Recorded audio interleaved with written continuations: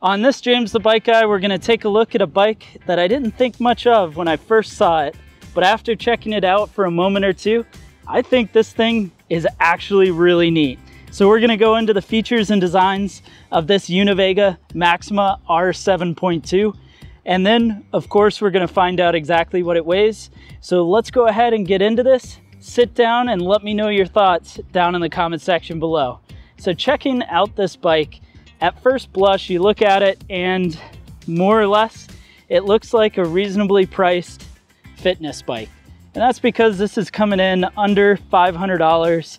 It's set up with 700C wheels, which is the typical wheel diameter of a fitness hybrid. It's got some slick 700 by 35C Kenda tires, an aluminum frame, and a steel fork up front. And all that stuff is pretty typical to what you'd see in a fitness bike, and you know, just fine. But then as I was looking at it a little bit further, I noticed the bike was a one by. So up front, you can see there's only a single ring, and then out back, this bike's set up with 8 speeds. And it gets a little more interesting from there because it's set up using a Shimano Claris rear derailleur and then an 8-speed cassette. Now, on most bikes at this price point, you'd see a freewheel rather than a cassette. And a cassette is a much higher quality, much more durable way to do the gearing on the back. And Shimano Claris, that rear derailleur, is something that you would typically see on $800 to maybe $1,000 road bikes. So with that combined, those are pretty high spec parts.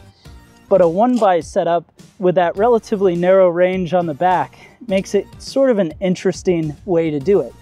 So the cassette is a 12 to 34 tooth 8-speed. It's going to that single ring up front on an alloy crankset, and that's going to put this gearing in a spot where it's going to be best for somebody with undulating hills and or a little bit more flat kind of terrain. But honestly, I think that matches with what this bike would be best for.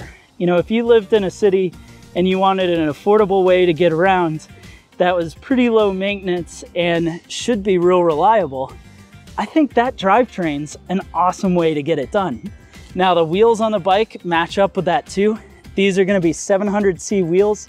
They're double walled alloy, so they should be reasonably strong. And then you've got a steel fork up front, and the fork is set up with eyelets for fenders, just like you've got in the back.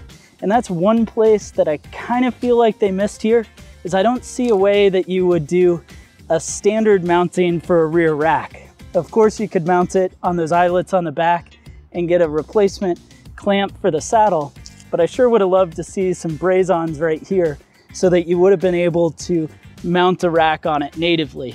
But I'll let that go because this is assembled in the USA. And this is a place where it's actually pretty interesting. So Univega is one of these legacy brands that have been around for a long time, but they sort of went away and now they've been revitalized and brought back to market. And the bikes from Univega are being built in BCA's factory, which is Bicycle Corporation of America, that's down in South Carolina.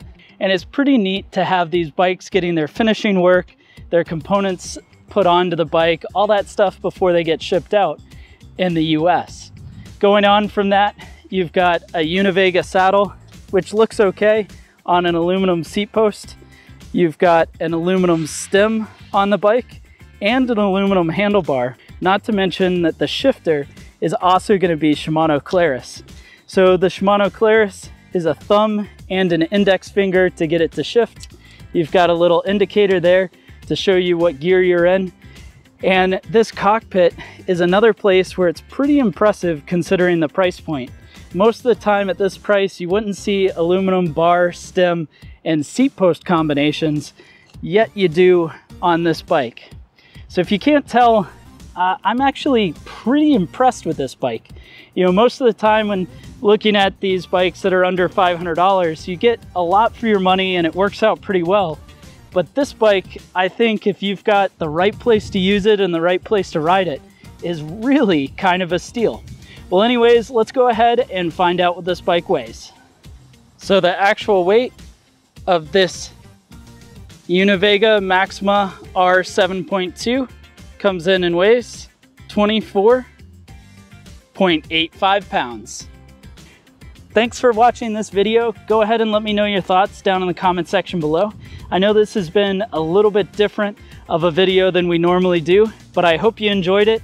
I hope you enjoyed checking out this bike because it is also a bit different than most of them out there. So go ahead and leave all your comments down in the comment section below. Hit the like button if you enjoyed the video, and don't forget to hit subscribe so you can see more videos like this in the future.